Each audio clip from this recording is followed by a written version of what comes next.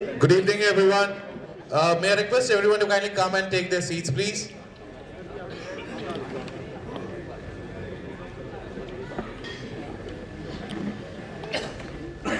मेरे भाई जो पीछे खड़े हुए हैं, मैं चाहता हूं वो भी आगे आ जाएं और अपने यहाँ पे कुर्सियों पे बैठे, please.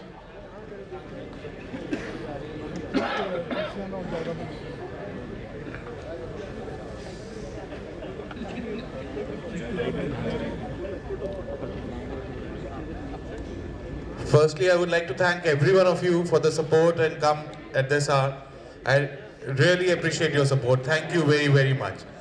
We all know why we have gathered here. We have gathered here to support Praveen Rao for the MCD election. And without your support, we are nothing. Praveen just took a bold step of nominating himself, but only thinking if all of you from RWA, from DDA, from Masoodpur Dairy, from other places, JJ Bandhu Camp, वो अगर अपना support देंगे तभी प्रवीण कुछ कर पाएंगे. So once again I thank every one of you to take time and come here. Without taking much time, I would request Praveen Rao ji to please come on the stage.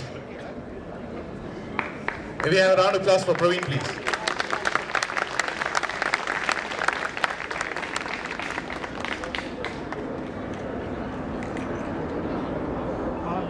अच्छा, हम लोग जैसे बाकी रैलियों में होता है कि नेताजी स्टेज पे आते हैं और नेताजी को हम माइक दे देते हैं और नेताजी फिर अपने गुणगान करने लग जाते हैं और अपनी पार्टी का गुणगान करते हैं. हम लोग वो नहीं करेंगे बिल्कुल भी. हम जानना चाहते हैं कि प्रवीण राव कौन है, अगर वो जीतेंगे तो क्या करेंगे, अगर वो आएंगे तो क्या करेंगे और वो आना क्यों चाहते हैं. So I will be your voice to him. अगर आप में से कोई क्वेश्चन पूछना चाहता है वो आके मेरे को बोल सकता है. I will ask him that question. So the first thing I would want to ask Praveen Rao is who is he? अगर प्रवीण भाई अपने बारे में सबको 1 मिनट में मतलब 30 सेकंड में कुछ अपने बारे में बताएं तो बहुत बढ़िया होगा.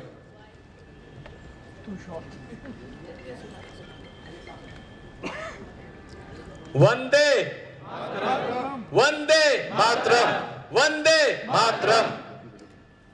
कुछ फीलिंग आई आप लोगों के अंदर? देश के प्रति प्रेम भावना. तो नीरज भाई, that feeling is majority what I am.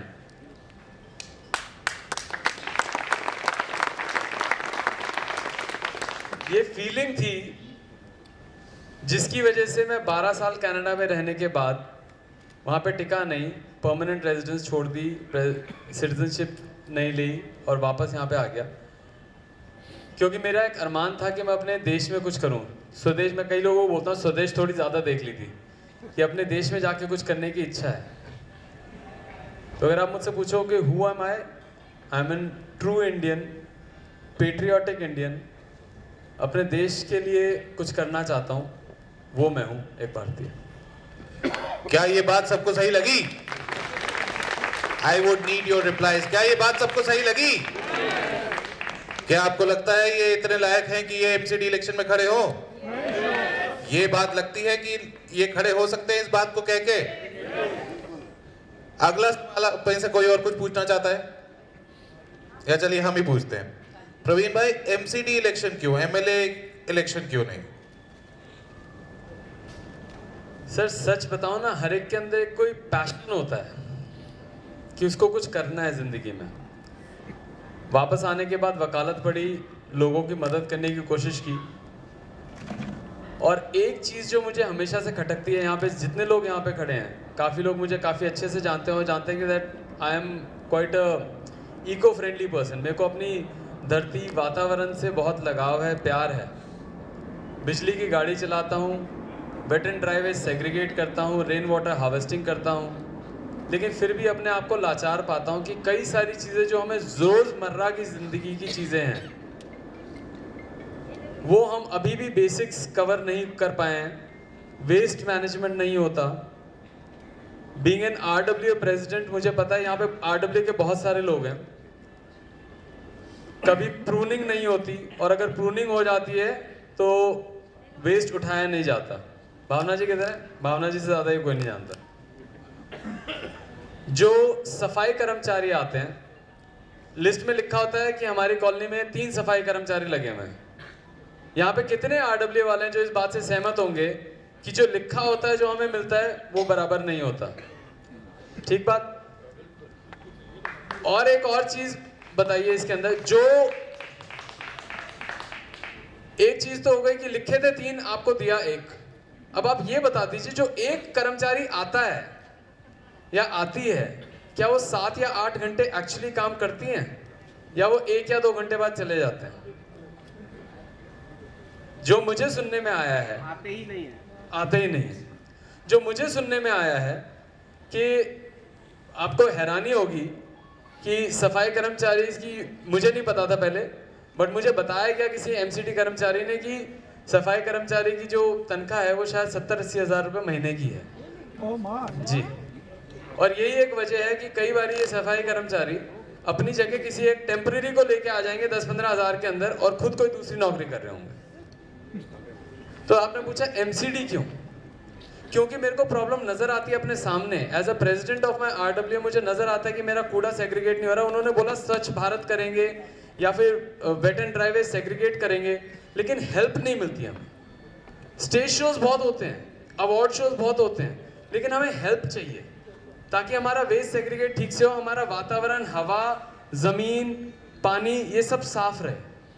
और सर इसकी एक वजह ये मुझे लगता है कि हमारे कंट्रोल में है, और इसको अगर हम कंट्रोल कर पाएंगे तो आज हमारा प्रेजेंट ठीक होगा और हमारे आने वाले बच्चों के लिए भविष्य ठीक होगा।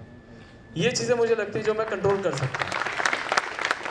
क्या मसूदपुर डेयरी साहब मेरे भाई इस बात से वाकिफ रखते हैं कि ये प्रॉब्लम है? क्योंकि मेरे को पूरा यकीन है सारे डीडीए फ्लैट्स आरडब्ल्यूएस will definitely agree with him, because that's a common problem in all the sectors.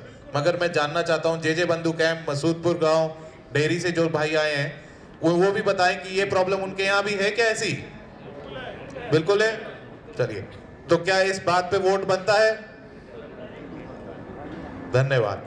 अगला सवाल, आपने बात करी सिर्फ सफाई की और कर्मचारियों की, आपका विजन क्या है? आप एमसीडी में आएंगे तो सिर्फ यही करेंगे या आप और क्या करना चाहते हैं? क्योंकि वसंत कुंज वार्ड एक ऐसा वार्ड है जहाँ पे एक रजोगरी गांव भी है, मसूदपुर विलेज भी है, मसूदपुर डेयरी भी है, और डीडीए फ्लैट्स भी हैं और क्लस्टर्स भी हैं। तो ये बड़ा मिक्स है, इसको आप बैलेंस कैसे कर पाओगे? नीरज भाई, बहुत दुख लगता है ये सोचते हुए कि हमारे देश को कई बारे में बांटा जाता है, कभी धर्म पे, कभी जात पे, कभी अमीर और गरीब पे। हर बार ये सोचा जाता है कि या तो डीडीए कॉलोनी वाला आएगा, या तो कोई अर्बन विलेज वाला, रजोकरी वाला या मसूदपुर वाला आएगा, या किसी जे क्लस्टर वाला आएगा। ऐसा क्यों नहीं हो सकता कि कोई एक ऐसा है जो सबके बारे में सोच सके? तो आपने मुझसे पूछा कि मैं आपको एक थोड़ा ब्रीफ बैकग्राउंड दे दूं, कई लोगों को शायद पता नहीं है। जो हमारा वार्ड है, वार्ड नंबर 156, इसके अंदर फेरबदल बहुत हुआ है। पहले 171 था, फिर उसके बाद 69S हो गया, और आज की डेट में 156 हो गया। मोटा मोटा हमारा वार्ड का नाम है वसंत कुंज।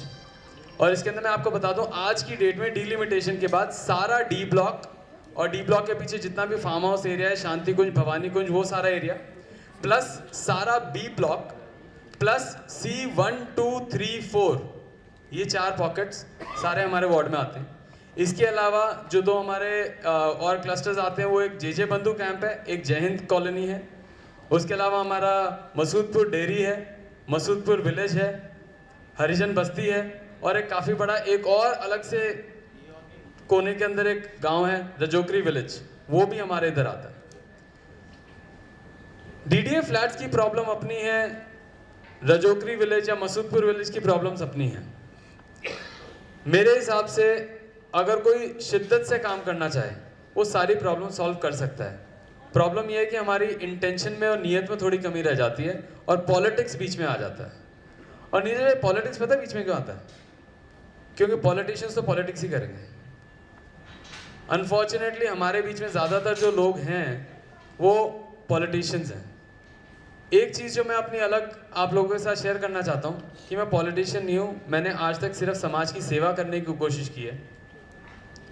यहाँ पे आने के बाद NGO शुरू किया है, और ये नहीं मैं आज कर रहा हूँ, पिछले 10 साल से, जब मैं 2012 में कनाडा से वापस आया था, blood donation, tree plantation, waste segregation, जितना भी समाज के लिए छोटा मोटा काम मेरे बस का था वो मैंने किया है। इलेक्शंस के लिए जितने भी कैंडिडेट्स थे उनके लिए वेबसाइट बनाता था ताकि ज़्यादा से ज़्यादा लोग उनके बारे में जान सकें, एंड रिगार्डलेस किस पार्टी को आप वोट करते हैं, बस वोट करें। कई बार लोग ये बड़ा कंप्लेन करते थे कि जो नेता आते हैं वो या तो झुग्गी का काम करेंगे या किसी गांव का काम करेंगे और हमारी जगह का काम नहीं करेंगे। शायद उसकी वजह ये भी है कि हम वोट भी कम करते हैं, और इसके अंदर हमें इंस्पिरेशन लेनी चाहिए। इंस्टेड ऑफ थिंकिंग कि इसका काम हो रहा उसका नहीं हो रहा, मैं कहता हूँ इंस्पिरेशन ले, और हम सब, हमारा अगर हम देश में हैं तो हमारा एक पेट्रियाटिक फीलिंग होनी चाहिए कि हम सबसे ज़्यादा वोट करें, जो भी बेस्ट कैंडिडेट है वो जीते। तो हमारी इच्छा ये रहनी चाहिए, और हर एक एरिया का अपना अपना काम है जो डेफिनेटली हो सकता है अगर नीयत साफ हो तो, और पॉलिटिक्स अगर बीच में ना आए तो। प्रवीण भाई, आपने बोला आप एनजीओ में भी काम करते हैं, आपने एनजीओ भी खोली, तो ये काम एनजीओ के द्वारा नहीं हो सकता था, पॉलिटिक्स में आना जरूरी था? आप लोगों के कितने, मैं डीडीए कॉलोनीज की बात करता हूँ, कितने यहाँ पे आरडब्ल्यूएस से कोई अपने हाथ उठाएंगे या फिर जस्ट ये कर दो डीडीए कॉलोनीज के, ठीक है जी। आप सबकी कॉलोनीज के अंदर ढलाव होंगे। कई लोग अपने, जैसे विजय मलिक भाई बैठे हैं, इनकी कॉलोनी बहुत अच्छा काम करती है, और भी 2-4 कॉलोनीज हैं जो अच्छा काम करती हैं, लेकिन क्या बाकी सारे लोग अच्छा काम कर पा रहे हैं? क्या उनको सपोर्ट मिल पा रहा है? और क्या इनका अच्छा काम एमसीडी की वजह से हुआ है या उन्होंने पूरी अपनी मेहनत की है? ये मेहनत हम सबके पास अगर हो और अगर सब हम अच्छा काम करें तो वातावरण अच्छा होगा, तो ये बड़ा जरूरी है। क्या लगता है आप लोगों को, सही बात बोल रहे हैं? आवाज नहीं आ रही, लगता है चाय पकौड़े ज्यादा गए नहीं अंदर। कोई गर्मा गर्म चाय और दो, ठंड लग रही है लोगों को। अच्छा, मेरे को एक और बात बताइए प्रवीण भाई, आपने बोला कि वार्ड 156 में ये सारी चीजें हैं। अगर एक बात बताइए, एमसीडी के अंदर क्या क्या ऐसे काम होते हैं जो अभी आपको लगता है कि एमसीडी करती नहीं है यहाँ पे? बिल्कुल भाई, एक तो ये सबसे बड़ा कॉमन प्रॉब्लम, ये एमसीडी की एक ऐसी चीज़ है जिसके अंदर हम सबको बड़ा इफेक्ट होता है। अभी सर्दी आने वाली है, प्रूनिंग के लिए दुनिया भर की रिक्वेस्ट आती है, हर एक कॉलोनी से आती है, कोई ट्रांसपेरेंसी नहीं है कि किसकी प्रूनिंग होगी, कब होगी, और बेस्ट पार्ट ये है प्रूनिंग करने के बाद वो उठाने कभी नहीं आएंगे। एक छोटा सा सोल्यूशन मैं आपको देता हूँ, मैं ये नहीं कहता कि मैं आके सब कुछ बदल दूंगा, लेकिन एक बड़ी छोटी सी चीज़ है, अगर प्रूनिंग वाली चीज़ है, अगर प्रूनिंग करते ही साथ में अगर आपकी एक चिपर मशीन है जिसके अंदर आपने टूटी हुई टहनियाँ डाल दिया और वो छोटे छोटे लकड़ी के चिप्स बन गए, और उसके बाद आपने उसी कॉलोनी, इस पार्क के अंदर, इस कोने के अंदर, या मिट्टी ना दिख के इसके ऊपर अगर वो लकड़ी के चिप्स पड़े होते तो इसके अंदर पानी कम यूज़ होता क्योंकि धूप डायरेक्टली नहीं जाती, और इसके अंदर मॉइस्चर बनता, और इस धरती के लिए माइक्रो ऑर्गेनिजम्स आते। एक प्रॉब्लम से 3 सॉल्यूशंस, लेकिन हम सिर्फ प्रॉब्लम देखते हैं। दिक्कत ये है, मैं कह रहा हूँ हर एक चीज़ का सोल्यूशन है, सोल्यूशन करने वाला होना चाहिए। तो आप अपने वार्ड में अगर आए तो आप ये सब कुछ कर पाएंगे?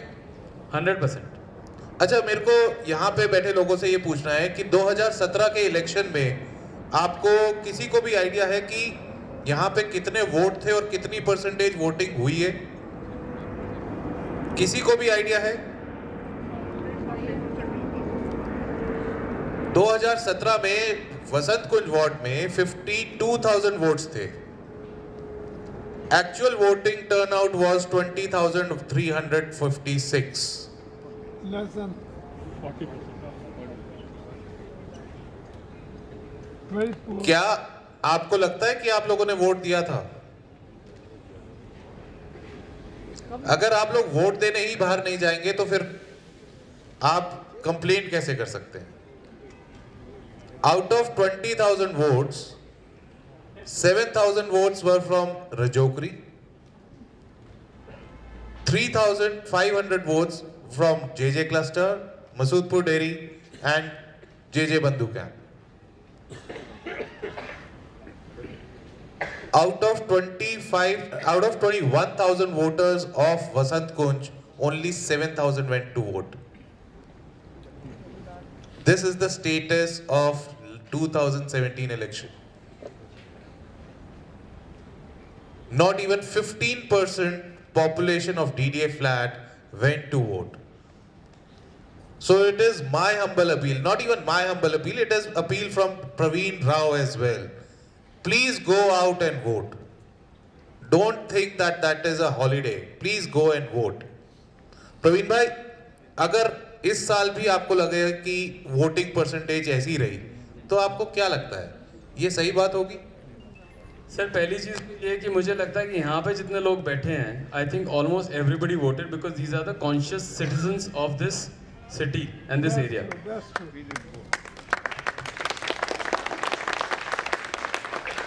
द फैक्ट कि आप लोग एक निर्दलीय कैंडिडेट के लिए अपना उम्मीद लगा के यहाँ तक आए हैं, दैट शोज कि there is a need for change in the system. किसी की चाह है कि यहाँ पे सिस्टम बदले. हमारे व्हाट्सएप ग्रुप्स के ऊपर हमेशा चलता रहता है, यही मैंने अपने वीडियो में भी डाला था, कि कोई पढ़ा लिखा ईमानदार साफ छवि का बंदा है. और मैं आपसे छोटी सी एक स्टोरी शेयर करना चाहता हूँ. 14 तारीख की जो 14 तारीख का हमारा लास्ट डेट ऑफ नॉमिनेशन था, और 13 तारीख तक मेरा कोई प्लान नहीं था इंडिपेंडेंट लड़ने का. ये दोस्त जितने भी खड़े हैं जिन्होंने मुझे एनर्जी दी थी, जिन्होंने ये बोला था कि नहीं हमें साफ सिस्टम चाहिए, उनकी एक शायद आवाज़ ने मुझे रात को सोने नहीं दिया. और 14 की सुबह उठ के हमने 3 घंटे के अंदर 10 प्रपोजल्स रेडी कर दिए, सारा पेपर वर्क रेडी कर दिया, और SDM ऑफिस पहुंच गए 8 मिनट पहले उसका दरवाज़ा बंद होने से पहले. बहुत बढ़िया. मैं तो अच्छा खासा सो गया था 13 तारीख की रात को. मैंने कहा चलो कोई बात नहीं, अच्छा मेरे कज़न की शादी हो रही है, मेरी बहन आ रही है बाहर से, मैं खूब इंजॉय करूँगा, मैं नहीं तो टाइम नहीं मिलता उनके साथ. बट मैंने सोचा कि वो लोग जो हमेशा से चाहते थे कि हमारे देश में, हमारा पॉलिटिकल सिस्टम में, हमारी वसंत कुंज वार्ड में कोई पढ़ा लिखा ईमानदार साफ छवि का बंदा आए तो हम उसे वोट करें, वो मैं उनसे राइट उनका क्यों छूनी.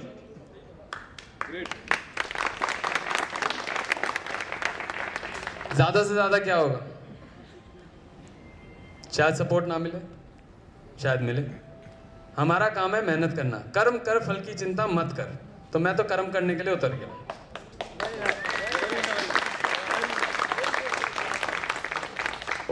एक दोस्त ने कहा था, ये सिचुएशन ये है कि मैं एरोप्लेन में जा रहा था और एरोप्लेन से मैंने कूदी मार दी है.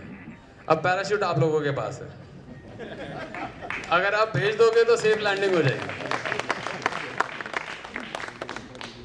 तो sir coming back to your question, यहाँ पे जितने लोग हैं कॉन्शियस सिटीजन्स हैं जिन्होंने बहुत मेहनत करके यहाँ की वसंत कुंज को सेटअप किया है. यहाँ पे जो लोग बैठे हैं 15, 20, 30 साल से, जब लिटरली यहाँ पे DDA कॉलोनीज बनी नहीं होंगी शायद 1980s में और 90s में, वो लोग यहाँ पे बैठे जिन्होंने वसंत कुंज सेटअप किया है. So thank you very much. जो भी आपने इस कम्युनिटी के लिए किया उसके लिए मैं बहुत बहुत धन्यवाद करता हूँ. तो एक बारी आप लोगों के लिए ताली.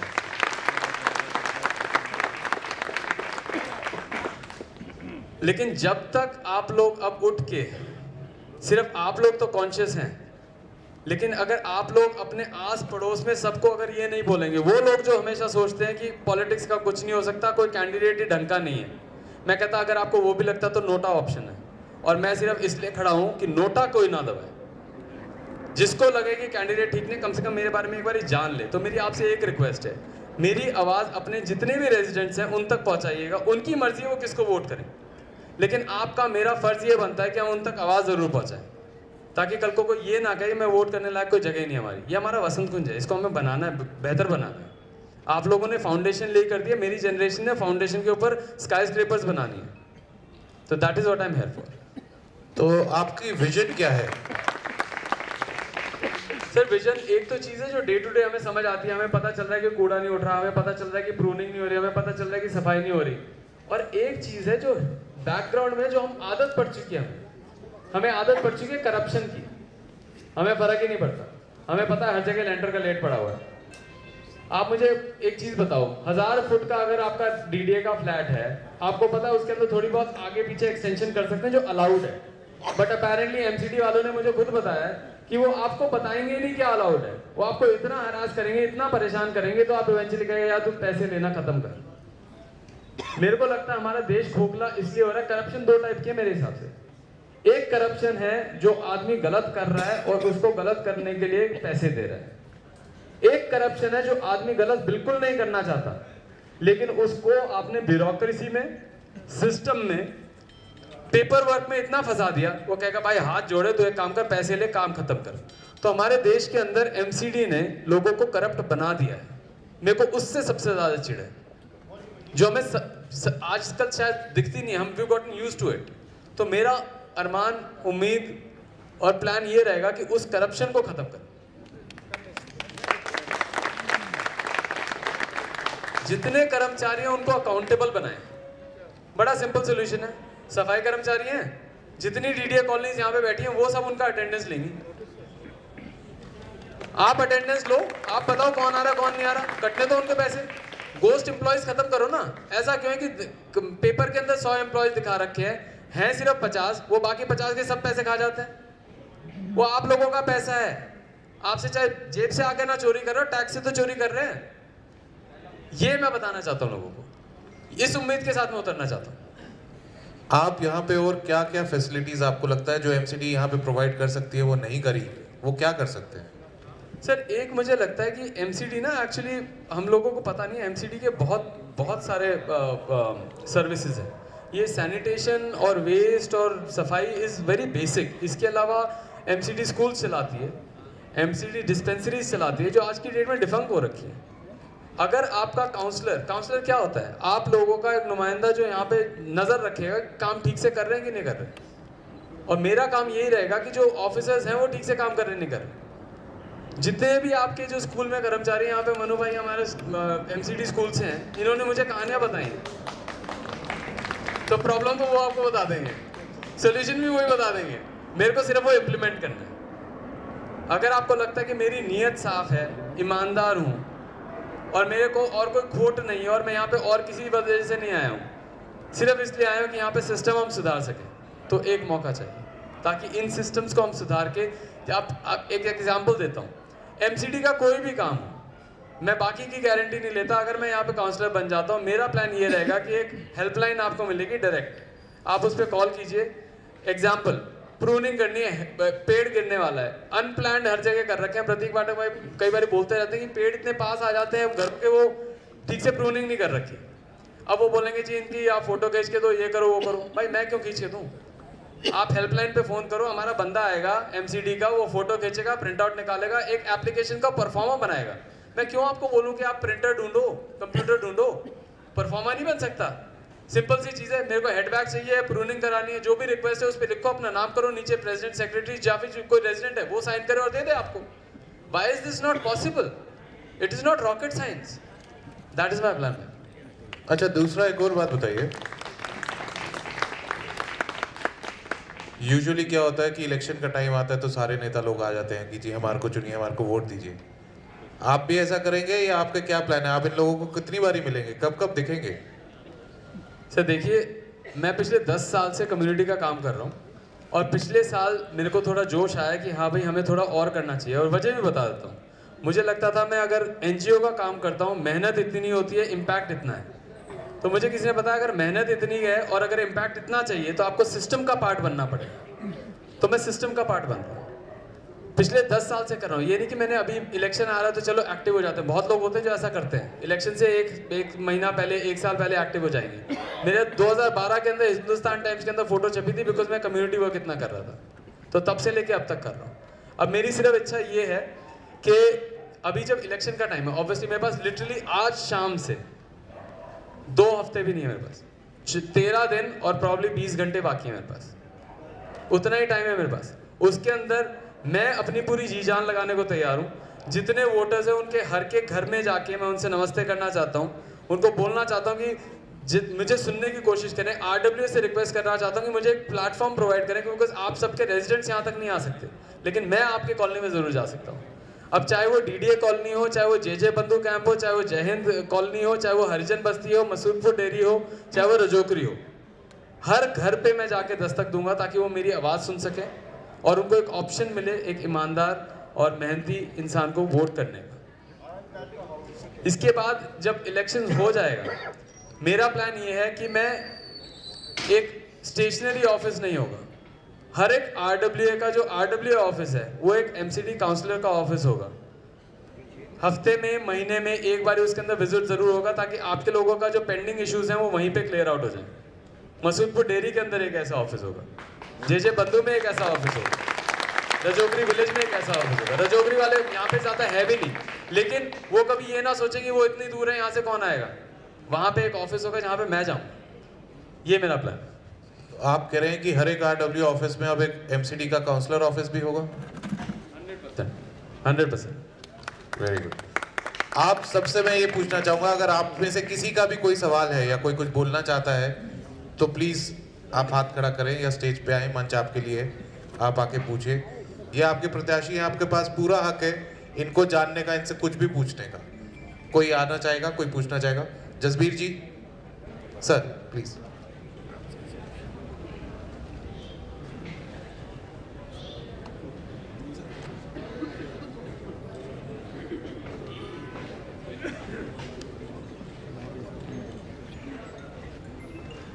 सबसे पहले कॉन्ग्रेचुलेशंस, इन्होंने हिम्मत करके आगे आने के लिए कदम बढ़ाया है, तो इनका तो हौसला करके इन्होंने कदम बढ़ाया। अब हमारा फर्ज बनता है कि हम इनको आगे लेके जाएं। इन्होंने काफ़ी बातचीत, भाई साहब ने, मैं थोड़ा लेट आया, मैं नाम नहीं जानता, उन्होंने काफ़ी क्वेश्चन पूछे हैं और इन्होंने जवाब भी दिए हैं। तो एक दो पॉइंट जो मेरे दिल में चल रहे हैं वो ये कि हम लोग रह रहे हैं, आजकल मीडिया न्यूज़पेपर में हर चीज़ आती है, देखते हैं और रोज़ की ज़िंदगी हम देखते हैं। पहले तो हमको ये देखना चाहिए कि पीछे जो काउंसलर थे, मैं किसी का नाम नहीं लूँगा, जो भी रहे यार, उनसे हमें क्या प्राप्ति हुई, क्या हमारी एक्सपेक्टेशन पूरी हुई। अगर हमारी एक्सपेक्टेशन कहीं पूरी नहीं हुई तो क्या हम किसी नए आदमी को चांस दे सकते हैं? ये बात ठीक है कि हर बंदा किसी न किसी पॉलिटिकल पार्टी की तरफ इंक्लाइंड होता है, हर एक की किसी में आस्था होती है, मैं उस पर कुछ नहीं जाऊँगा। किसी की एक पार्टी में, किसी की बी पार्टी में होती है। और कई बार इलेक्शन में क्या होता है कि जब वोट कैंडिडेट का नाम आता है तो लगता है ऐसे कि भी इसको तो हमने आज तक बसंत कुंज में ना देखा, ना सुना, ना कभी इसकी फ़ोटो देखी है, लेकिन एक पॉपुलर पार्टी ने उसको आगे कर दिया है। तो इसका मतलब हम वोट उस आदमी को नहीं दे रहे, अल्टीमेटली हम उस पार्टी को दे रहे हैं।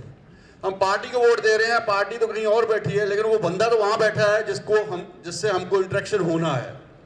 मैं अपना पर्सनल फीलिंग बता रहा हूँ कि अभी जो लिस्ट आई उसमें कई लोग मैंने नाम देखे कि शायद मैंने उनको कभी चेहरा नहीं देखा, ना कभी देखा, ना कोई एक्टिविटी देखी है, लेकिन फिर भी उनको काफ़ी वोट पड़ेंगे क्योंकि पार्टी को पड़ने हैं।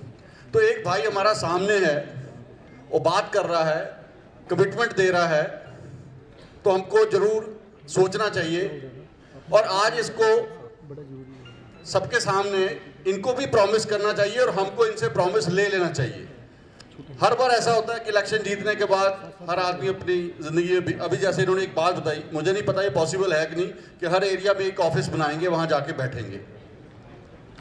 अगर ऐसा होगा तो बहुत अच्छी बात है। तो मैं 2 पॉइंट पे बस ये कहना चाहूँगा कि एक, इन्होंने बताया कि सिर्फ 13 दिन हैं, हम यहाँ पे लोग 200, 300, 400 होंगे।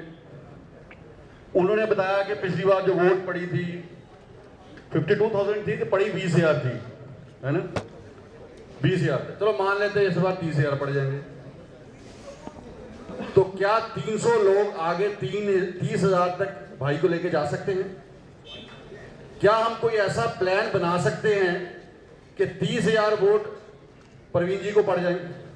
और क्या हम प्रवीण जी से सबके सामने आप शपथ ले सकते हैं, कमिटमेंट ले सकते हैं कि भाई क्या क्या करोगे तुम? सबसे पहले करोगे नहीं करोगे वो नहीं पता, लेकिन क्या तुम सबके सामने अप्रोचेबल रहोगे? क्या हमारी रीत पे रहोगे? जीतने के बाद क्या होता है कि आप उनसे मिलना चाहो तो बिजी हैं, आप फोन करो तो फोन नहीं उठा रहे, व्हाट्सएप करो तो जवाब नहीं होता, ऐसा अक्सर होता है ना। तो हमें इनसे ये प्रॉमिस चाहिए कि आप क्या क्या करेंगे, आप इन लोगों के सामने हमको पक्का कर दीजिए, हमें भी पक्का कर दीजिए कि अगर आप जीते तो हमेशा हमारे लिए आप अवेलेबल होंगे, ऐसा नहीं कि जीतने के बाद हमको भूल जाएंगे। और दूसरी बात, इनकी तरफ से ये तो कह रहे हैं कि मैं इतने लोगों से, हालांकि पॉसिबल नहीं है इतने सारे लोगों को एक साथ मिलना, क्या हम सब लोग मिलके, अगर हमको इनकी बात ठीक लगती है, इनकी बातों में कोई सच्चाई लगती है, अगर हमें लगता है कि वाकई में ये एक नए कैंडिडेट के रूप में आएंगे, तो शायद हमारा पिछले टाइम से ज़्यादा कुछ अच्छा भला। मैं ये नहीं कहता पीछे वालों ने कुछ नहीं किया, कुछ करा ही होगा, अच्छा भी करा होगा, लेकिन ये उनसे बेटर करेंगे। तो क्या हम कोई ऐसा प्लान ड्रा कर सकते हैं कि परवीन जी की रीच 50,000 वोटर तक पहुंच जाए? होगा क्या कि अब सब लोग अपने अपने घर जाएंगे, किसी को इनकी बात अच्छी लगेगी, किसी को कोई कमी लगेगी, अच्छी लगने के बाद भी फिर भी किसी ना किसी की किसी पार्टी की तरफ चाहत रहती है, या हर एक के कोई ना कोई पर्सनल कॉन्टैक्ट रखते हैं। अगर हमको इन्होंने बताया कि ये करेंगे और हमको ये ठीक लगते हैं, क्या आप सब मिल करके इनको वसंत कुंज का काउंसलर बनाने के लिए योगदान दे सकते हैं? दे सकते हैं तो हाथ खड़ा कर दीजिए। Thank you very much. मुझे लगता है कि शायद 99% लोगों ने हाथ खड़े करे हैं, 100% लोगों ने हाथ खड़े करे हैं। आप सब लोगों का बहुत बहुत शुक्रिया। एक पर्सनल बात बताऊंगा, जब इन्होंने नॉमिनेशन करना था तो मैंने इनको रिक्वेस्ट किया कि भाई कोई पॉलिटिकल पार्टी अगर तुम्हें टिकट देगी ठीक है, नहीं तो इंडिपेंडेंट खड़े होना चाहिए। इन्होंने कहा कि भाई वो बड़ा मुश्किल होता है। मैं कहा एक पहला कदम लोगे तो दूसरा कदम आएगा, तो तीसरा कदम आएगा। आज काउंसलर बनोगे, कल प्राइम मिनिस्टर भी बन सकते हो। अपने कर्मों की वजह से, अपने एक्शन की वजह से एक बार आगे आओगे, लोग आपको चांस देंगे। अगर आपने ईमानदारी से अपना काम अच्छा करा तो हर आदमी चाहेगा कि ये आदमी और आगे जाए, ताकि इसने छोटे से प्लेटफॉर्म पे हमारी हेल्प करी है, आगे चल के शायद बड़े प्लेटफॉर्म पे बड़ी अच्छी हेल्प कर सकता है। तो मैं सेक्टर ए पॉकेट बी की साइड से उस हूँ, लेकिन मैं ये चाहूँगा कि पूरी कैंपेनिंग में जहाँ जहाँ भी योगदान हो सकता है मैं इनके साथ रहूँ, आगे आऊँ। और आप सबसे एक भाई समझ के रिक्वेस्ट करता हूँ कि इनको एक चांस देना चाहिए, देना चाहिए, देना चाहिए, और इनको जीतने में हमें योगदान देना चाहिए। इनको अकेले को फील्ड पे नहीं जाना चाहिए। जहाँ तक हो सकता है हम अपने मैसेज के द्वारा, व्हाट्सएप के द्वारा, अगर हो सकता है तो अपनी कॉलोनी में 50-100 लोगों को बुला के चाय पानी पे इनकी बात रखनी चाहिए, क्योंकि 13 दिन में सब लोगों को सबसे पहले पता होना चाहिए कि परवीन जी कैंडिडेट है और ये करना चाहते हैं। जब पता होगा तभी बात आगे जाएगी। अब ये कोई इनके पास कोई आज तक या टीवी चैनल तो है नहीं कि सारा दिन ये आएंगे उस पर। हमको इनको आगे लेके जाना है। आप सबसे मेरी रिक्वेस्ट है, मेरा इनके ऊपर विश्वास है, फेथ है। मैं सोचता हूं कि अगर ये कभी जिंदगी में कुछ गलत भी करेगा तो मैं इसके कान रोड़ दूंगा अपना भाई समझ के, और कहूंगा भाई ये नहीं करना, ठीक करना है, और आप ही इस पे विश्वास कर सकते हैं। तो आपसे रिक्वेस्ट है कि इनको आगे ले जाने में मदद करें, और मेरी तरफ से ये बिल्कुल सही कैंडिडेट है, ये मेरी दिल की आवाज़ है। Thank you very much. Thank you very much sir, thank you very much.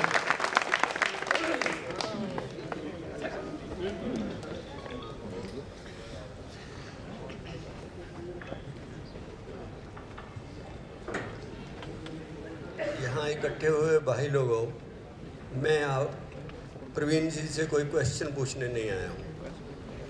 जो कुछ आपने सुना है प्रैक्टिकली ये सच है, ये इनकी लाइफ स्टाइल है। मैं कुछ सालों से अपने बेटे जसवीर सिंह के थ्रू इन्हें जानता रहा हूँ। ये मेरे घर भी कई दफ़ा गए हैं। कुछ ऐसी ज़रूरत पड़ गई थी हम इकट्ठे हुए, जिसमें हम बहुत क्लोज आए। वो था एक बूथ को यहाँ से हटाने का काम। ये बहुत सिंसियर इंसान है, बहुत सच्चे इंसान है, और बहुत मेहनती इंसान है। इनके अंदर आग जल रही है, जो ये यहाँ करप्शन खराबियाँ देखते हैं। ज़ील है कि ये दूर हो जाए।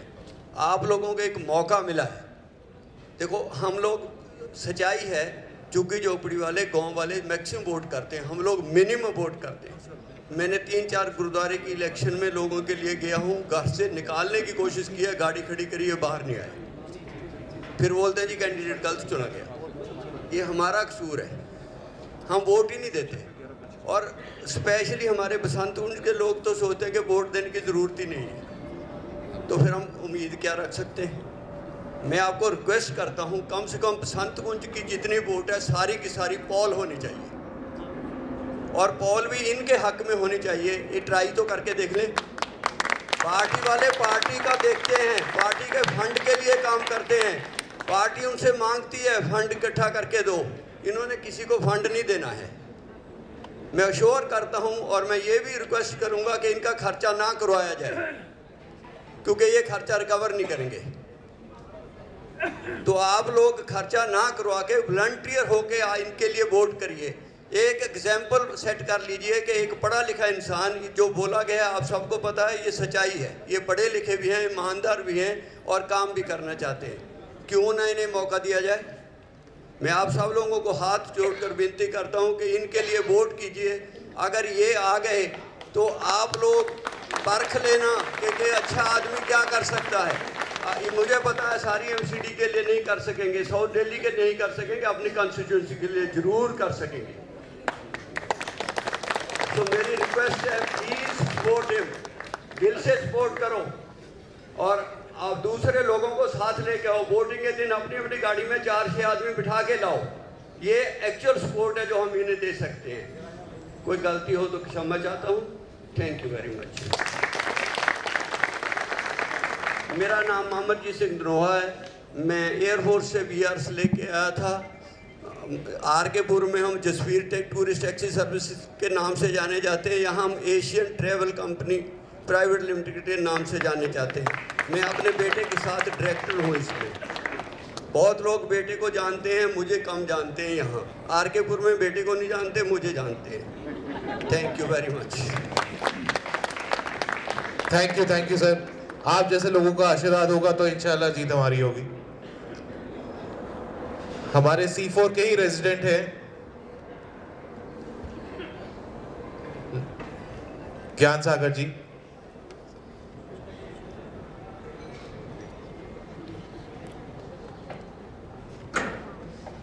मैं सिर्फ 2 मिनट लूँगा। ये प्रवीण जी तो मैं बचपन से जानता हूँ।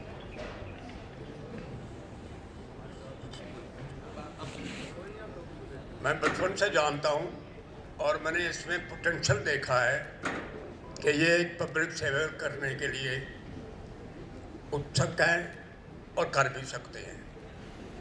तो ऐसे ही यहाँ पर इसी ग्राउंड में मीटिंग थी। हमने नरेश यादव को बुलाया हुआ था। मैं उनको बड़ी अच्छी तरह से जानता हूँ। 2007 से हमने कई इलेक्शन लड़े उनके साथ मिलके। तो मैंने प्रवीण जी को ऐसे पकड़ा और उनके पास चला गया। मैंने कहा, नरेश, इतनी सालों से हमारी दोस्ती है, जान पहचान है, आज मैं तुम्हारे से एक बात कहना चाहता हूँ। मैं कहा, हमारे ये प्रेसिडेंट थे उस वक्त भी। तो मैंने कहा, ये है हमारा एक C4 का प्रेसिडेंट है और जो काम जैसे आपने राइज किया है, ये इनमें भी वही सारी विशेषताएं हैं, सारी खूबियां हैं, बिल्कुल काम करने को तैयार है। और नरेश यादव ने डिक्लाइन कर दिया। उसने कहा, नहीं, हमारे पास और भी कैंडिडेट हैं, हम इसको अभी कंसिडर नहीं कर सकते, फिर करेंगे। तो ये नरेश यादव का उस वक्त जवाब था। तो इसने फिर ये सोचा कि बेहतर है कि पार्टी से फंड मांगेंगे, मेरे से पैसे मांगे। वो तो आप लोगों ने पेपर में पढ़ा है, मैं उस पर ज़्यादा नहीं बात करूँगा। दूसरी बात मैं ये कहना चाहता हूँ, यहाँ पर हमारे स्पीकर ने ये कहा है कि वोटिंग हमारी MCD ये जो फ्लैट्स हैं इस पर ज़्यादा होनी चाहिए। ये मैंने एक नोट किया है। हमारा व्हाट्सएप ग्रुप हर एक ब्लॉक में है, लेकिन व्हाट्सएप पे बहुत कम्युनिकेशन होता है, बहुत लिखते हैं, इतना टाइम ज़ाया करते हैं, लेकिन कभी भी जब RWO की मीटिंग होती है तो उनमें अटेंडेंस देखो 20%, 30%। वही हाल होता है कि वोटिंग में भी आदमी बातें तो बहुत करता है, लेकिन जब वोट डालने होता है तो वोट जाने नहीं जाते हैं, घर में बैठे रहते हैं या कहीं प्लान कर लेते हैं, आज चलो बाहर चलते हैं, इधर चलते हैं, चलो आज सिनेमा देखने आते हैं क्योंकि आज छुट्टी है। ये आपकी एक जिम्मेवारी है कि अगर कहीं भी जाना है तो प्लीज़ पहले वोटिंग करके जाओ, तभी ये सक्सेसफुल हो सकता है। प्रवीण, मेरी बस यही एक रिक्वेस्ट है कि वोटिंग जरूर करो, वोटिंग करोगे तब कामयाब होगा ये। बाकी मैं प्रवीण के बारे में कुछ नहीं कहूँगा, आप लोगों ने बहुत कुछ सुन लिया। मैं तो खैर जानता ही हूँ इसको बचपन से, और I have seen his work. हमारे प्रेसिडेंट में कोई भी अगर एक छोटा सा भी पॉइंट दे, उसका जवाब उसी वक्त आ जाता है कि ये काम मैं इतने टाइम में कर दूंगा। यानी चीज हो,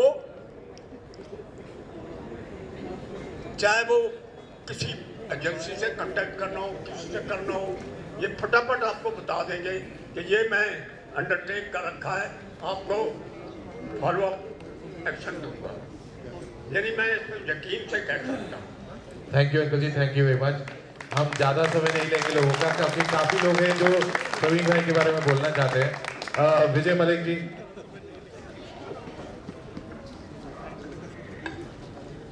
आप सबको नमस्कार।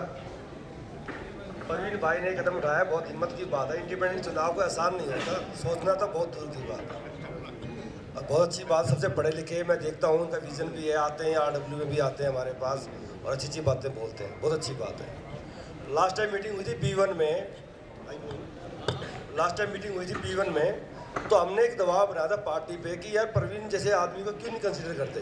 हमने एक बात रखी थी वहाँ, और हमने ग्रुप पे भी लिखा था, फेडरेशन ग्रुप में, क्यों नहीं RWA का जो एक्टिव लोग हैं, जिसको हम जानते हैं, हमारे बीच का है, पार्टी क्यों नहीं टिकट देती है उसको, जो कि MLA नरेश यादव हमारे फेडरेशन का पार्ट है, वो भी अपनी पॉकेट का प्रेसिडेंट आज के दिन में। तो हमने रिक्वेस्ट की पूरी फेडरेशन से, RWA सब लोग इकट्ठे हो, एक दबाव बनाते हैं, भाई अच्छे लोगों को लेके आओ जो हमारा काम कर सके। लास्ट चुनाव में लड़ा था, 605 वोट मेरी आई थी, इंडिपेंडेंट लड़ा था मैं, तो मैं तो अपने आप को जीता हुआ मान रहा हूँ आज भी। जिसने मुझे वोट नहीं दिया वो हारे हुए। मेरे सामने कैंडिडेट था, कौन देख लो, मैं पर सामने खड़ा हूँ, पीछे खड़ा हूँ, जिसको वोट दिया आप देख लो, उसमें मेरे में कितना फर्क है। लेकिन ऐसे गुमराह ना हो, पार्टी जब अच्छे आदमी टिकट देंगी, जब उसको आप मजबूत करोगे, इसलिए पार्टी झुकेंगे आपके सामने, नहीं तो किस वक्त थोप देंगी। कहते हैं राजनीति बुरी होती है, राजनीति बुरी नहीं होती, अच्छे लोग आते नहीं हैं डर के मारे। सबको राजनीति करनी चाहिए, आगे आओ, नहीं तो गंदे लोग आप राज करेंगे, खड़े अपनी बात बोलनी चाहिए। मेरा गांव मसूदपुर है, मैं RW में 18 साल से प्रेसिडेंट अपनी पॉकेट में। एक भाई आया बोला यार C4 सबसे महंगे मकान है, 6.5 करोड़ का मकान मिल जाएगा जब आ रहे हो ना। मैं इसमें क्या बोल रहा है, घर तो आया एक बार, वो आया तो उसने कहा तुम तो सस्ते में मजे ले रहे हो, क्योंकि सराउंडिंग हमने अच्छा किया हुआ है, हम काम करते हैं। तो प्रवीण भाई बहुत जो है मजबूती से लड़ रहे हैं और इनका साथ देना चाहिए। लेकिन हमने कहा फेडरेशन का कैंडिडेट हो जाए, तो उसमें क्या हो जाता है कि पार्टी को नेक्स्ट टाइम सोचती है कि फेडरेशन के लोगों को टिकट नहीं दोगे तो अपोज कर देंगे। बदकिस्मती तो ये है कि भाई फेडरेशन साथ नहीं आ पा रही, क्योंकि हमारे विधायक जी इसी के पार्ट हैं। हमने इसीलिए ज़्यादा दबाव बनाया क्योंकि ये भी आम आदमी पार्टी टिकट मांग रहे थे, और नरेश जी भी इसी पार्टी में विधायक हैं, तो क्यों ना अपने फैमिली मेम्बर्स को टिकट दे दिया जाए। लेकिन नहीं, इसको नहीं तो किसी और करते। रमन राजेश पवार का नाम भी लिया था, दे दो। नरेश यादव जी को मैं लेके आया था इस विधानसभा में MLA बनाने के लिए, टिकट मेरे को दे रही थी पार्टी, पर मैं कहा पढ़ा लिखा है, मेरे से एजुकेटेड है, मेरा दोस्त है, टिकट इसको, उसको टिकट दिला के हमने कहा एक फैमिली मेंबर को बढ़ाओ, तो फैमिली मेंबर को नहीं बढ़ा। आज टिकट क्या दिया आप खुद समझदार हो, किसने कौन सी पार्टी ने किसको टिकट दी। भाई प्रवीण भाई को बहुत हिम्मत का बात है, बहुत शाबाशी है भाई, मैं पूरा भाई का साथ हूँ। तो मैं बस ये बोलना चाहता हूँ कि हमें किसी में कोई बुराई नजर नहीं आती। मुझे लगता है जितने भी कैंडिडेट्स खड़े हो रहे हैं इस इलेक्शन के अंदर, कहीं ना कहीं अपना टाइम, पैसा, मेहनत, हिम्मत सब लगा रहे हैं। कोई लोग पॉलिटिकली एक्टिव हैं, हर एक पॉलिटिकल पार्टी का लीडर का, चाहे वो MP हो, MLA हो, किसी भी पार्टी को, उन सबका अपना एक नज़रिया है सोचने का। तो मैं उनको किसी को गलत नहीं ठहराता। मैंने बहुत कोशिश की थी लोगों को कन्विंस करने की कि मैं अच्छा काम कर सकता हूँ। उनकी कोई पॉलिटिकल कंपल्शंस नहीं होंगी, तो आई do not hold it against them. मैं सिर्फ ये कहना चाहता हूँ कि सब अपनी मेहनत कर रहे हैं, लेकिन मैं अपने बलबूते पे, अपनी प्रोफाइल पे दूसरे को नीचे ना दिखा के, मैं तो बल्कि चाहता हूँ कि ऐसा मंच आप सब लोग, मीडिया वाले भी बोले वसंत कुंज के अंदर जैसे यूएस में प्रेसिडेंशियल इलेक्शन होता है वैसे वसंत वाटिका के अंदर आप एक डिबेट कराइए। मैं चाहता हूं सारे कैंडिडेट आए, एक ओपन डिबेट हो, सारी जनता के सामने हो, मैं भी यहाँ पे मेहनत करूं, 7 लोग और भी मेहनत करें, आप लोग एक टाइम नहीं 7 टाइम ज्यादा टाइम वेस्ट करो। इससे अच्छा है कि सब एक जगह मिल जाओ, एक जगह सुन लो ना सबको, और उसके बाद आप डिसाइड कीजिए कौन कितने पानी में है, कौन पढ़ा लिखा है, किसने ज्यादा काम किया। मैं तो कहता पढ़ा लिखा भी जरूरी नहीं है, लेकिन कई बार कम पढ़े हुए लोग अच्छा काम कर सकते हैं, एक्सपीरियंस जरूरी नहीं है, कई कम एक्सपीरियंस वाला कर सकते हैं। लेकिन मैं अपना सिर्फ ये बोलना चाहता हूँ कि मेरे पास कंप्लीट पैकेज है, मैं पढ़ा लिखा भी हूँ, बैंक में एक्सपीरियंस भी है जिसके अंदर प्रॉब्लम सॉल्विंग होती है, जिसके अंदर आपके प्रोसीजर्स होते हैं उसको सिंप्लीफाई करना होता है। कई बार अगर हम बोलते हैं कि पढ़ा लिखा है या फिर एक्सपीरियंस बंदा है, वो क्यों बोलते हैं? इसलिए क्योंकि उसका कुछ एक्सपीरियंस है कुछ करने का। ऐसा ना हो कि आपको बोला जाए कि अच्छा ठीक है एक लेटर बनाना और आप एक काम करो नीचे साइन करके साथ वाले को दे दो कि भाई तू बाकी पढ़ लेना। वो हमारे देश का अनफॉर्चुनेटली आज की डेट में हाल है। सहगल साहब ने बहुत अच्छा बोला, ये एक हमारे इंस्पिरेशन है जिसकी वजह से मैं यहाँ पे खड़ा हूँ, क्योंकि उन्होंने बोला कि बेटा पहले तुम्हें अपना क्लियर करना पड़ेगा, और अगर कोई पार्टी टिकट ना दे तुम कूद जाओ। तो सर आपका बहुत बहुत धन्यवाद, आपने बहुत इंस्पिरेशन दी है।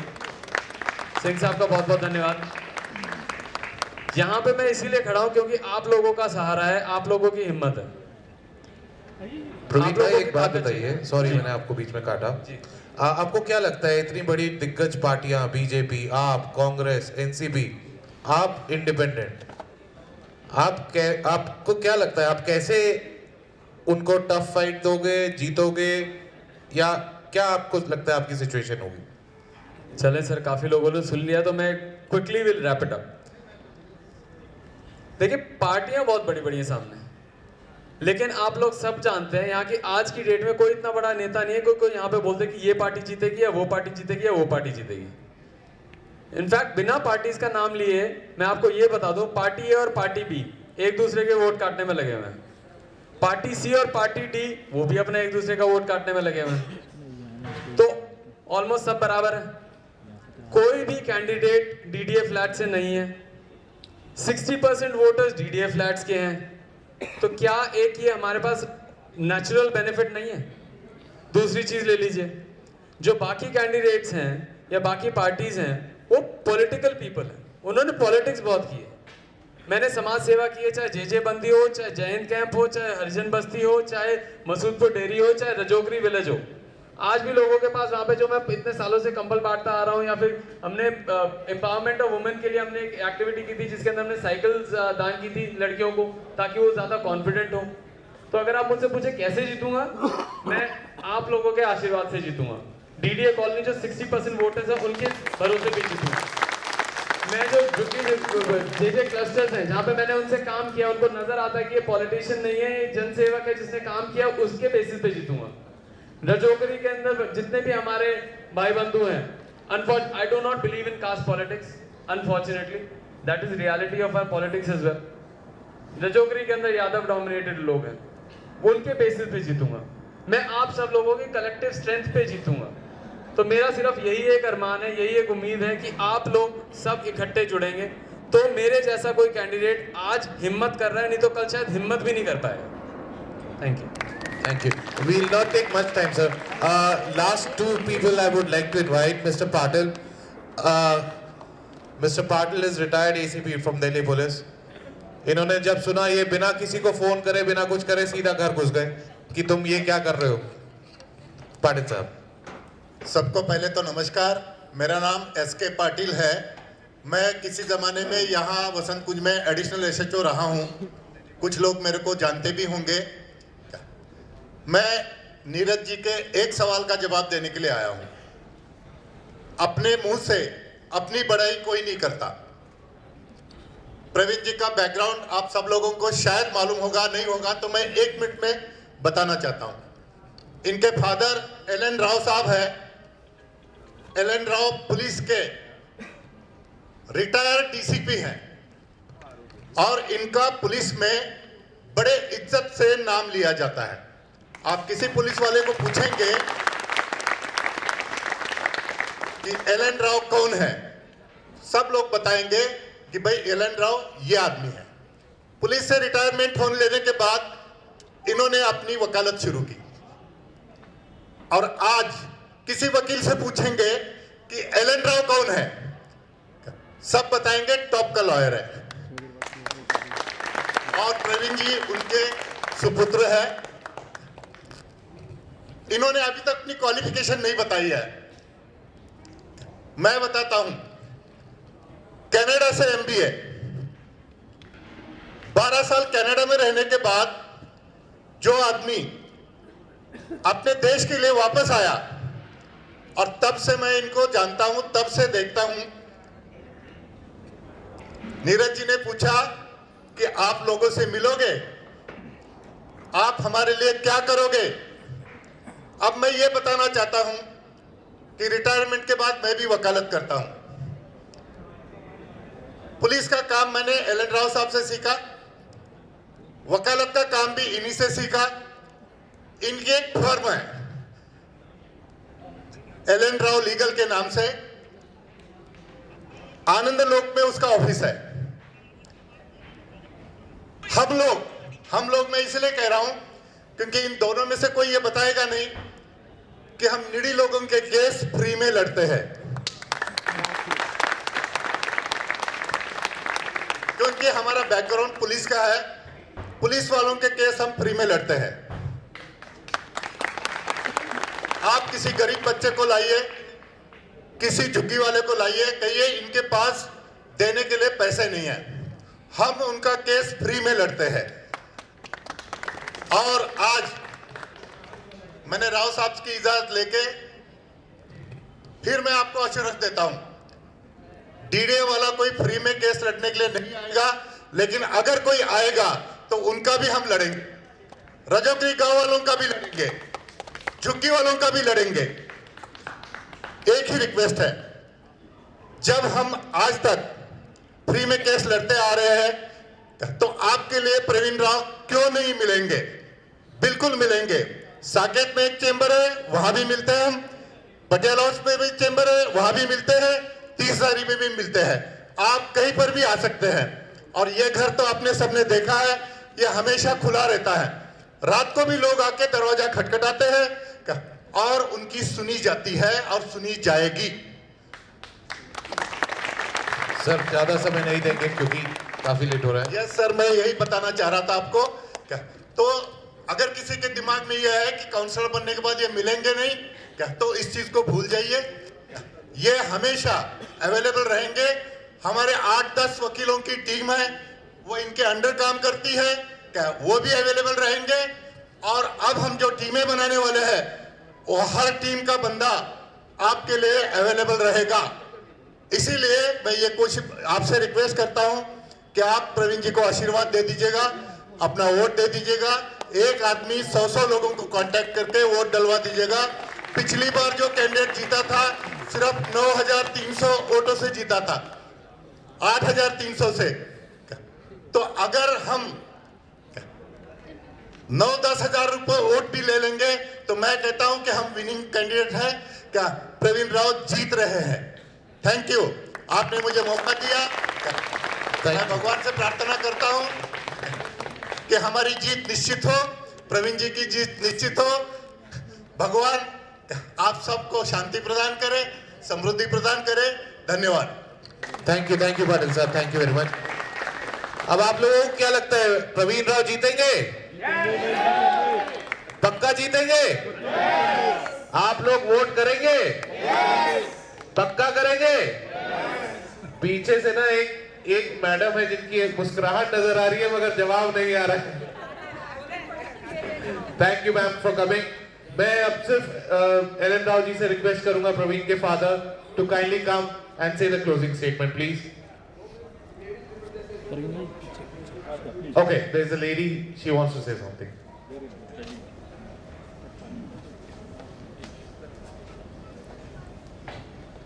Namaskar everyone. I know Praveen very little, but whatever I know has given me the confidence to come here and even send a message on the WhatsApp group, which I seldom nowadays visit because of my some health issues. कि हमें इस बच्चे जैसे व्यक्तित्व की ज़रूरत है। आपको बस छोटी सी बात बताऊंगी जो शायद अभी किसी ने नहीं कही, मैं इसलिए आई हूँ कि मैं अंध भगत हूँ मोदी जी की। मेरे लिए मोदी जी जैसा कोई इंसान नहीं है, मैं उनको महात्मा कहती हूँ। मेरे मन में उनके लिए बेइंतहा आस्था है। लेकिन मोदी जी बीजेपी नहीं है। बीजेपी एक पार्टी है और मोदी जी उससे बहुत ऊंचे उठे हुए हैं, और हर इंसान उसमें जो बीजेपी में है वो मोदी जी नहीं है। अब हमें देखना है कि क्या देश, क्या इंडिया बीजेपी है, क्या इंडिया उससे आगे कुछ नहीं है? क्या मैं अगर मोदी जी की भगत हूँ तो क्या मैं किसी और के बारे में नहीं सोच सकती जो शायद इंडिया की भावी फ्यूचर की छवि है या बन सकता है? क्या कोई ऐसा व्यक्तित्व है जो थोड़ा सा आगे भी जा सकता है? ऐसा मुझे फील होता है कि हम कहीं ना कहीं पे इस पार्टीबाजी में अपने आप को लिमिटेड कर रहे हैं। तो आइए हम थोड़ी सी छवि को आगे बढ़ाएं।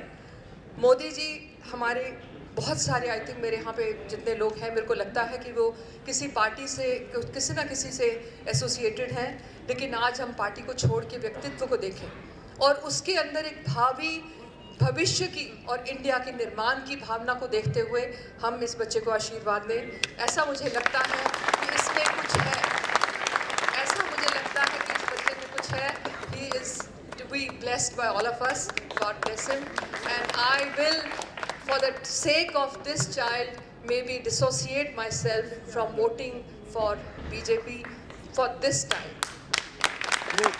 Thank you so much. Thank you. मैं रिक्वेस्ट करूंगा एलन राव जी को to kindly come and say the closing. जब तक वो आते हैं मैं ये बोल दूं, जिसको मोदी जी को वोट करना है एमपी इलेक्शन में कर देना, जिसको केजरीवाल जी को करना है एमएलए इलेक्शन में कर देना। काउंसिलर इलेक्शन के अंदर एक सवाल मैं सबसे पूछता हूँ, जब आप एमपी का वोट करते हैं सारे एमपीज मिलके क्या बनाते हैं? ठीक है जी। प्रधानमंत्री जी का नाम क्या है? और कमान थोड़ी तो आवाज निकालो, चाय और बुलाओ भाई।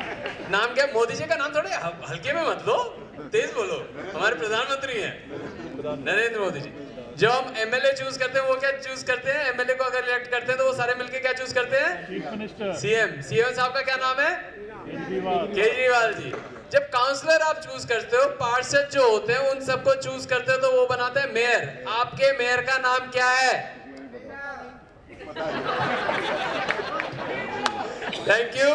But the fact of the matter is, जब आपको मोदी साहब की याद आए आप एमपी इलेक्शन में वोट कीजिएगा, जब आपको केजरीवाल साहब की याद आए आप उन्हें एमएलए में कीजिएगा, और बाकियों के लिए हम आपकी सेवा के लिए।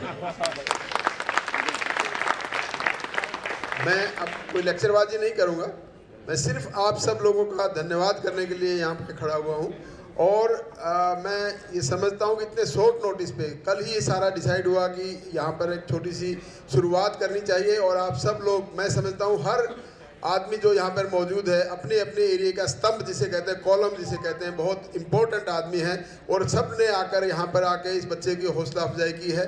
मैं उन सब के सभी आप सभी के लिए मैं तहे दिल से शुक्रिया अदा करता हूँ। शॉर्ट नोटिस पे किसी को तो आज मैंने सुबह ही रिक्वेस्ट की थी भाई आना है, आशीर्वाद देना है। प्रवीण, हम यहाँ पर 95 से रह रहे हैं, 94 में हम आए थे, यहाँ मूव किया था, 95 से रह रहे हैं, ऑलमोस्ट 27 साल हो गए हैं। और 96 में प्रवीण को मैंने फिर एडमिशन जब डीपीएस में कराया तो मैंने कोई सिफारिश नहीं लगाई, ना मैंने अपना कोई जोर लगाया, मैंने सिर्फ प्रिंसिपल के पास ले गया इसको, मैंने कहा ये बच्चा है, इसका एडमिशन कर दो। उन्होंने इनकी बात सुनी, बात सुनने के बाद में इमीडिएटली कहा yes he is admitted. 9th class में यहाँ पर डीपीएस में इन्होंने एडमिशन लिया था, विदाउट एनी सिफारिश, without any donation, without any, सब कुछ ही नहीं, क्योंकि हम C4 में आ गए थे तो इन्होंने 96 में यहाँ पर एडमिशन बना लिया।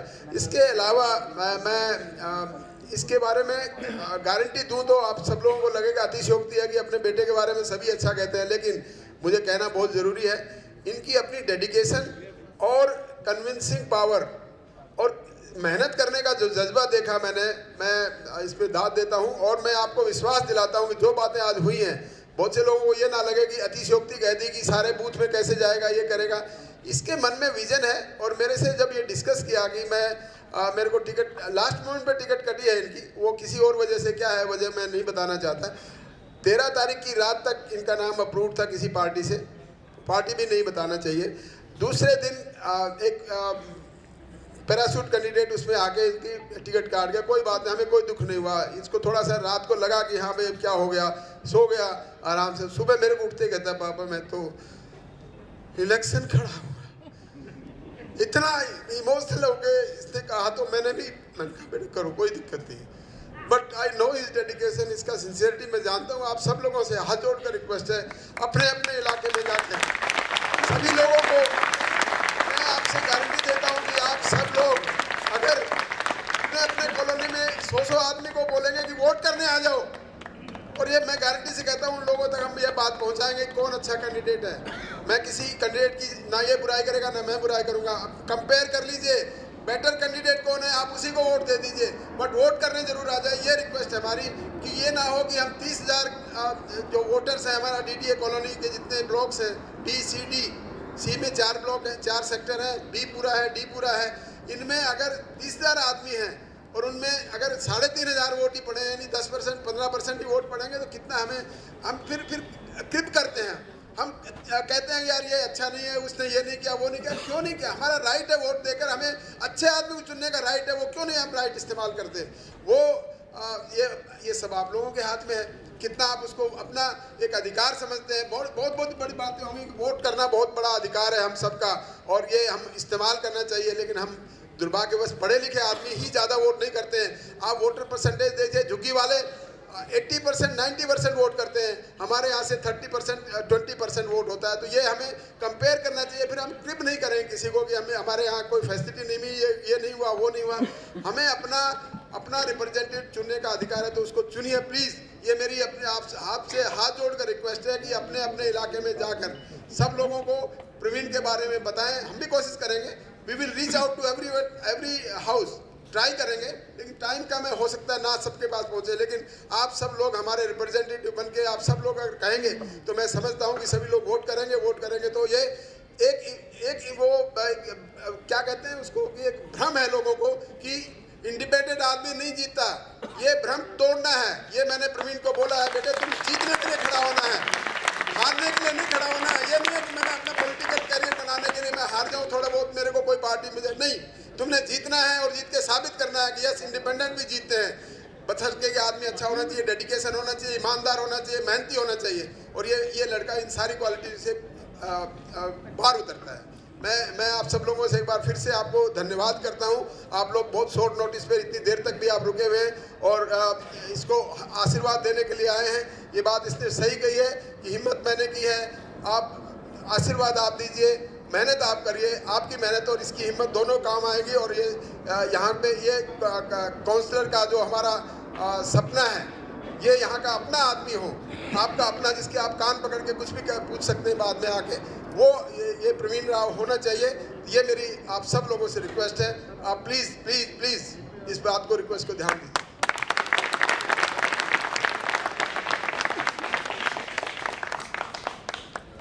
I request, Praveen wish to have photographs with all the people who have come here.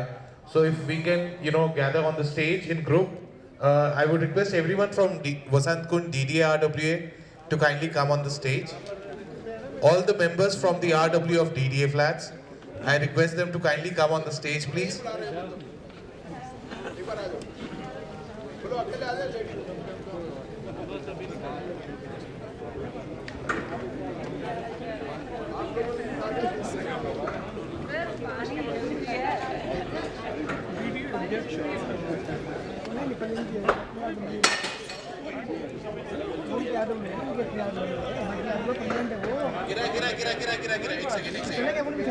I think it's better we do it niche. It will be easier for everyone. एक लाइन बोलना चाहूंगा कि परवीन जी को नहीं जीतना, हमें उनको जिताना है। आपको उनको जिताना है, उनको नहीं जीतना, हम सबको मिलके उसको जिताना है। बस यही सबसे रिक्वेस्ट है। We are all educated people. We should know the concept of city elders. For civic body, always choose best of the candidates. Know your candidate, look at the profile, compare the profile. Please look after the profile. Thank you very much. Thank you very much.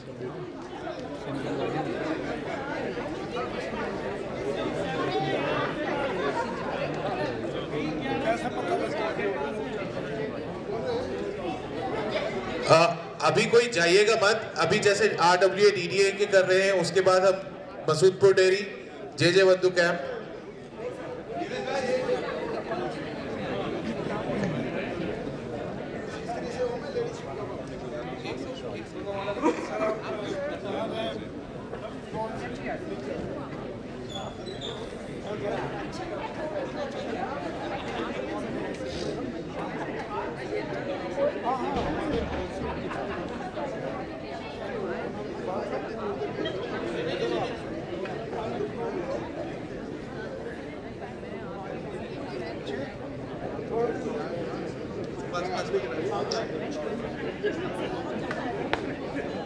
भाई मैं तो कहाँ खड़ा हो जा, तू पीछे हट गया, पीछे हट गया, थोड़ा लेट बाहर नहीं।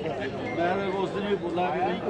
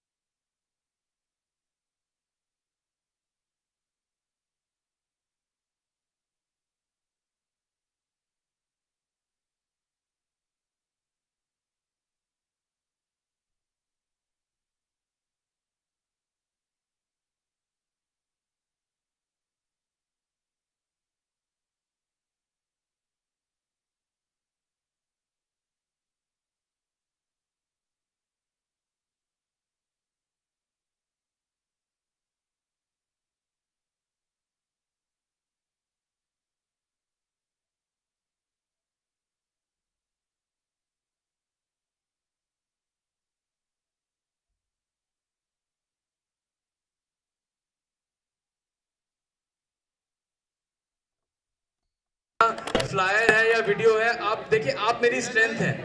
जो हमारा फ्लायर है, वीडियो है, आप अपने व्हाट्सएप स्टेटस पे डाल सकते हैं, अपने सोशल मीडिया हैंडल पे डाल सकते हैं, ताकि जो लोग मुझे जानते नहीं हैं आपके थ्रू जान सकते हैं। ये एक बड़ी ज़रूरी चीज़ है। दूसरी चीज ये है कि जहां पे भी हम जाएंगे, जिस भी कॉलोनी में जाएंगे, अगर आप उस कॉलोनी के हैं तो आपको पता रहेगा कि हम किस कॉलोनी में आ रहे हैं, तो उसमें ज्यादा से ज्यादा लोग साथ लेके आए ताकि हम डोर टू डोर को भी बहुत ही सक्सेसफुल बना सके। Thank you very much. और जितने भी RW वाले लोग हैं, मैं उनके सब दोस्तों के साथ, सीनियर्स के साथ एक फोटो चाहूंगा। सारे RW वाले अगर एक बार साथ आ जाए तो please. All the RW, especially C4, my home colony, my extended family, please, I want everybody from C4 to as well, please come.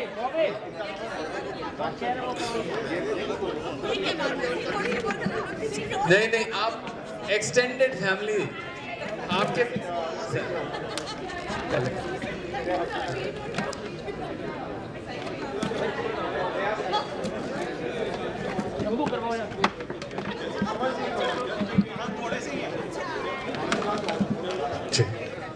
Can we have RW executives also in this photograph, please? May I request all the RW executives of Vasant Kunj to kindly be here.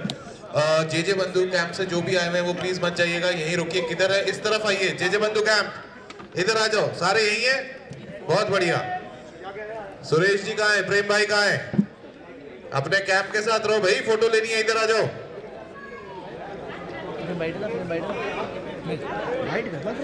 And में cycling club भी आएगा भाई, जरूर आएगा। एक शुरुआत करेंगे। मेरे पास कोई नहीं आएगा, आप सब अपने अपने ग्रुप बनाए, मैं आपके पास आके फोटो खिंचवाऊंगा। सबसे पहले JJ बंधु कैंप के यंगस्टर्स से ही शुरू करेंगे। 2 सेकंड में नहीं जाएगा, कोई बात नहीं, माइक की जरूरत नहीं, अंदर जल्दी जाओ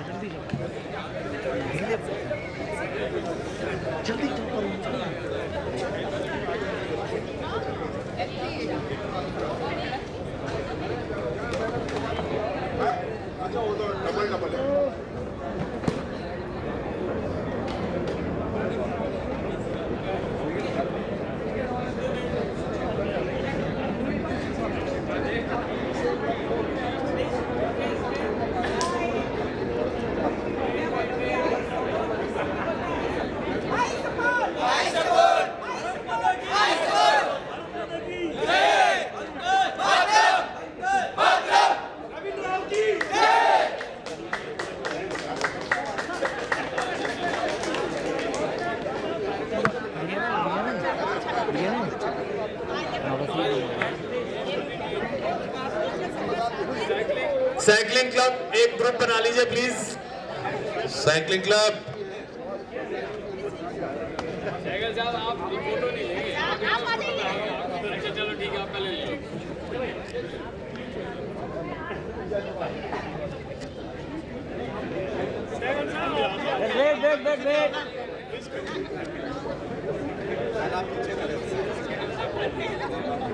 जितने भी RW एग्जीक्यूटिव्स हैं वसंत कुंज के, I request humbly to be a part of this picture please. अरे स्नेहलता जी को आगे करो, आप छुपा रहे हो।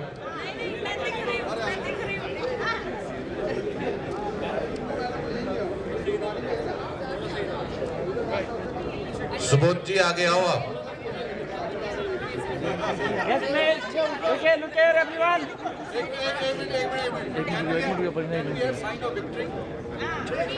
Yes. एक सेकंड Hold, please. हमारे बहुत ही सीनियर आइए सर, थोड़ा सा ज्वाइन करिए। Yes, please. Excuse me, ma'am, please. One more. Yes, please. Yes, look here. Thank you. May I request all the lawyers? May I request all the lawyers, please? All the lawyers who are present here. सही है। वो हाथ आ गया था किसी का, दोनों हाथ का निशान लग गया था किसी का।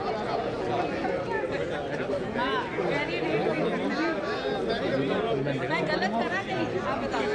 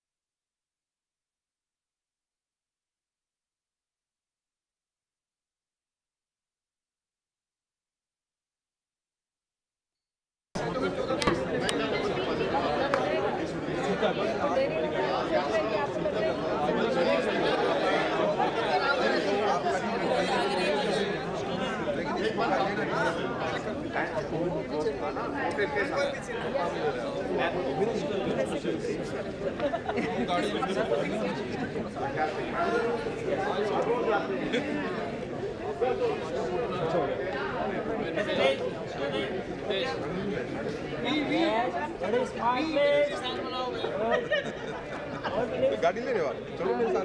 अच्छा ले रहे हो?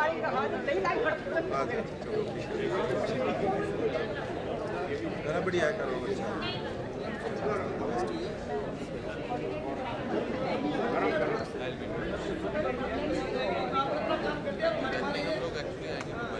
I'll be in touch. हम लोग कुछ और प्लान कर रहे हैं। हमने लोगों को तंग नहीं करना। हमने लोगों को तंग नहीं करना। हम बस चाहते हैं कि लोग निकल के वोट करें। लोग वोट ऐसा ना हो कि पिछली बारी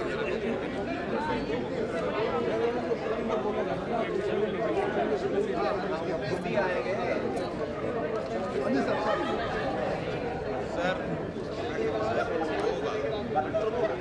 आप सपोर्ट दोगे ना, या आपके दिमाग में ये है कि नहीं पार्टी का होता तो अच्छा रहता, पार्टी क्या करेगी?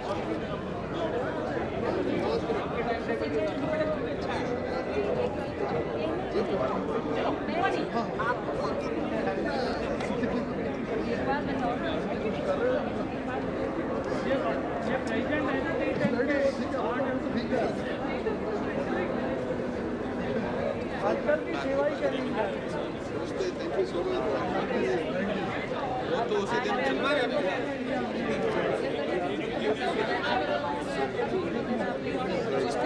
अंदर की तो बात पता ही नहीं चलती।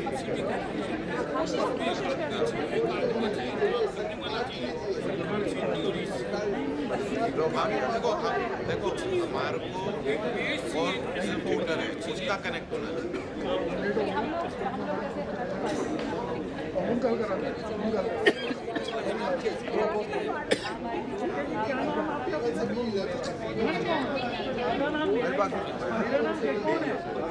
यार अब मैं बीजेपी का हूँ, सारी मीटिंग मैं रोड में था, मैं लाइन में था, तीसरा नंबर पे।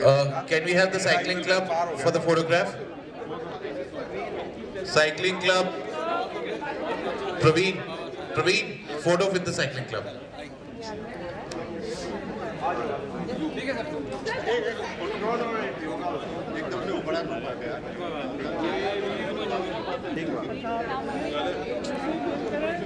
ठीक है। Cycling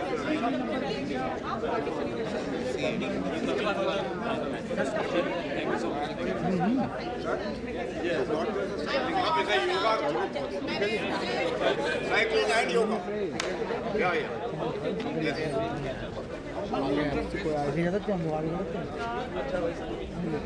जसबीर जी कितने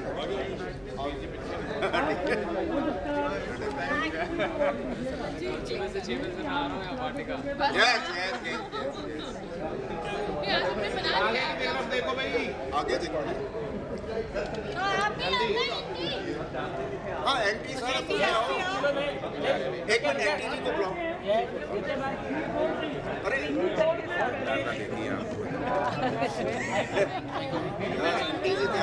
ठीक है एंटी इधर हो यार प्रेशर नहीं यार अरे तो शायद आज हम अभी भी पानी की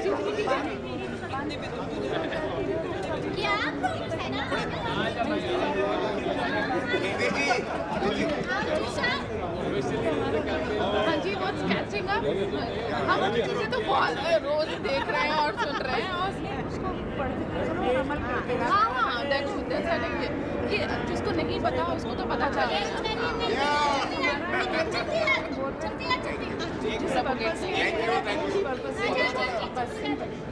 हाँ जी और क्या अंडरग्राउंड वाटर किसके लिए डेली 2 लाख लीटर पानी